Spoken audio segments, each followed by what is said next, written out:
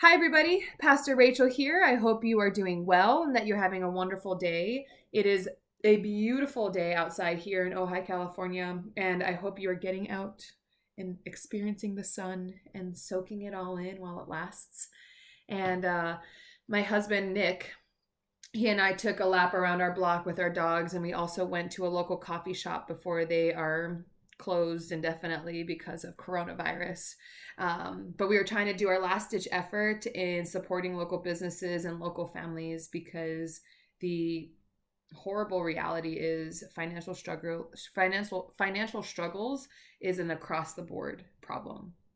And so this was our hope in supporting our neighbors, supporting our community, supporting our economy the best that we can in a time when money coming in is difficult, and so putting out money is also difficult. But trying to do what we can and adjust to the life that we are currently living. And I hope all of you are doing the same and making good decisions that help you stay healthy and help keep the community around you healthy as well.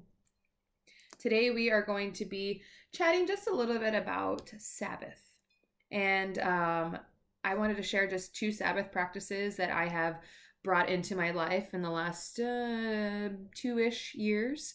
One of them is I make kombucha. I don't have a sample to show you here right now, but kombucha is this fizzy drink, and it's good for your gut, and it's a good probiotic, and it also tastes really delicious. It's available in stores across the country, but I figured I could make it myself, and so I've taken the time to learn how to make kombucha as part of my own Sabbath practice.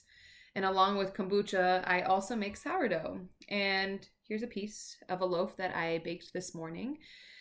I really love baking sourdough. It's something about touching the water and the flour and the starter and mixing these ingredients into something that then creates something. To me, that's super powerful, and it's a testament to how God works through ordinary elements and makes them something extraordinary. And so I'm really excited to not only eat the sourdough, but also the process of creating the loaf is very holy and sacred to me. And every time I do it, I try to be intentional of acknowledging it as a Sabbath practice, as a rest for my soul, as an escape from the chaos, as a time to connect with God. And so as you reflect on today's reading and as you reflect on, whatever reflection we are doing today, what Sabbath practices do you hold on to? What Sabbath practices do you implement in your life frequently and often? So today I'm actually reading a little excerpt from a book called For Sabbath's Sake by J. Dana Trent. And this is about, it's called Resting Our Eyes. So will you get in a comfortable position, rest your heart and take in these words.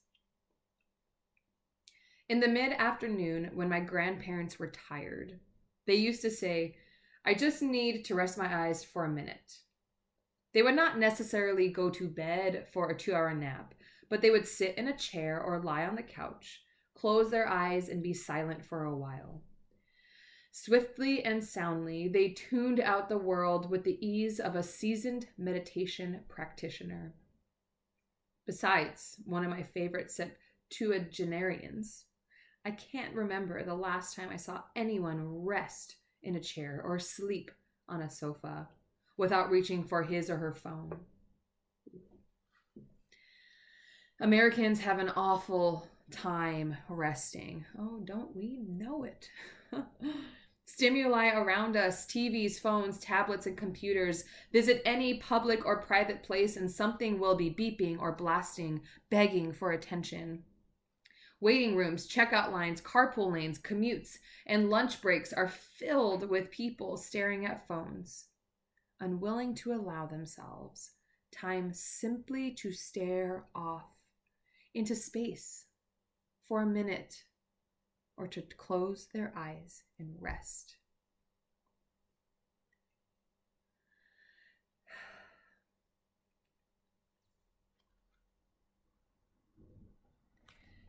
I really do think that our culture has taught us that resting looks a certain way, especially with technology in the mix now. I mean, I'm sitting right here with my phone right next to me. So I'm here to answer or to, text or pick up a phone call or answer an email as soon as it comes into my phone. And I think that's why picking up a habit and a Sabbath practice like baking or creating something has been really important for my soul, because it's resting my eyes.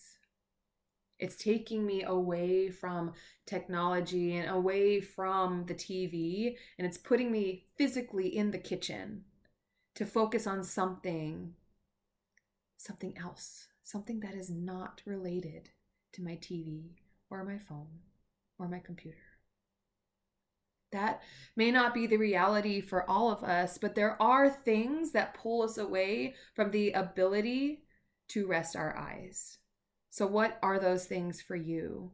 And what is something that you can bring into your life, or a habit that you can incorporate that will help you literally rest your eyes, rest your soul, rest your heart?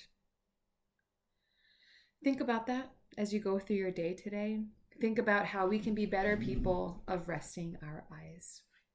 May you go in peace, my friends, and may you have a blessed day, and I will see you tomorrow.